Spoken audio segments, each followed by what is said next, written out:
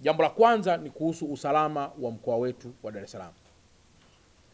Hivi punde nimeona kuna meseji nyingi zinazozunguka kwenye mitandao ya jamii na ambazo zingine ni kama zinatishia kuwepo kwa vurugu ndani ya mkoa wetu wa Dar es Salaam.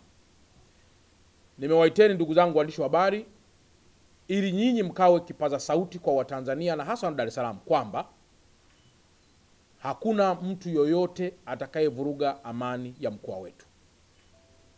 Jana tulitoa maelezo kadhaa na Sakap Mlilo ZPC wa kanda maalum ya Dar es Salaam alitoa pia maelezo kadhaa kuhusiana na usalama wa mkoa wetu. Kwa hiyo kwa mtu yoyote wa chama chochote cha siasa, taasisi yoyote ya dini, taasisi iso ya dini, mtu binafsi, shirika au kampuni, hakuna hata mmoja atakayeweza kuvuruga amani ambayo imekushajengwa katika misingi ya uongozi na hasa uongozi bora wa Mheshimiwa Dr. Samia Suluhu Hassan. Tunafahamu kwamba wapo baadhi ya watu ambao wanaweza kuwa na malalamiko yao.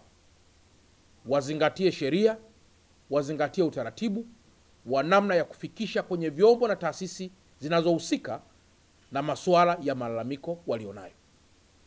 Niendelee kuwatoa wasiwasi wafanyabiashara wote na wawekezaji ndani ya mkoa wa Dar es Salaam kwamba kuanzia sasa mpaka baadaye utakapofanyika uchaguzi wa serikali kuu na hata baada ya hapo, mkoa wa Dar es Salaam utaendelea kuwa ni kioo cha amani katika nchi ya Tanzania, Afrika Mashariki na Kati, Afrika kwa ujumla na hata duniani kote kwa ujumla wake.